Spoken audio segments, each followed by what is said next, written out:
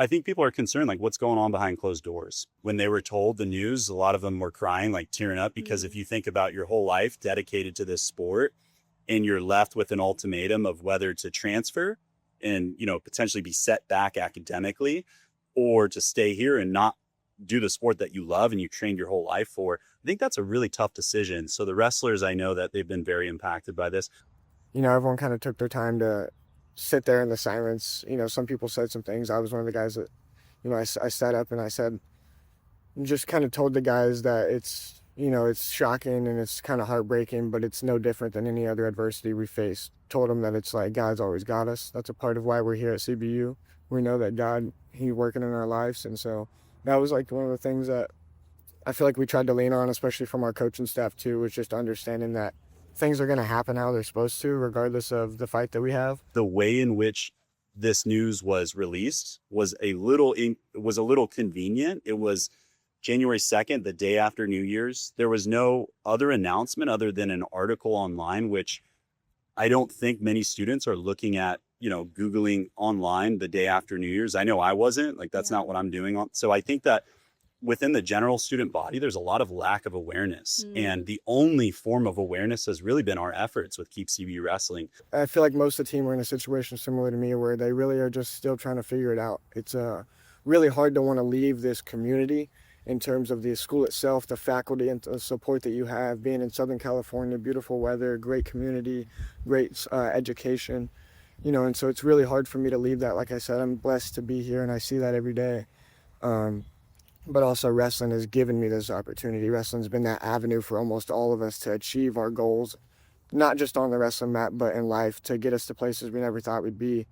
So I don't know what that's going to look like in terms of being in the transfer portal and having possible conversations. The wrestling community is taking this so far, like so seriously, because they know like what's being lost for the community. Wrestling is a huge sport. It's like the toughest sport in the world, So it helps people develop outside of wrestling, outside of the sport of wrestling. Wrestling helps individuals, right? It helps them stay straight, walk the narrow life, right? Stay disciplined, committed. And it also provides kids with opportunities. Like I said, I came from this community, right? I came from like San Bernardino. I moved to Corona, like who would have thought a kid from San Bernardino would have ever got a full ride scholarship, get his master's just through wrestling. I could have had a whole different trajectory of my life. But wrestling has kind of created this for me. That was like the main thing for me, was I could be able to train here, finish school, and prepare for the Olympics. Because I had an opportunity to be Olympic champion. And now losing this program is me losing that facilitation. I feel like our biggest thing is dialogue. We've been saying it a lot, is we want to be at the table, and we're just looking for dialogue, understanding, and communication of how we even got to this point. We just feel like they're hesitant to have that conversation with us for what, we could speculate, but we don't know. And I don't want to put words into their mouth because that's not who I am. Dr. Ellis has led this university very well in 30 years and has made the university that we see today. But I think even the best leaders make mistakes. And when good leaders make mistakes, I believe that they should be able to acknowledge that and say, hey, maybe we went a little too fast here. Let's kind of discuss this and think about it more. I'm an alumni of this school. I love the school. I want the best for CBU. I want them to thrive. I don't agree with this decision. And so our attempts have been to communicate other options. Having college wrestlers, college athletes around this community only elevates the youth, right? Them being around us learning the technique, showing the young kids the technique.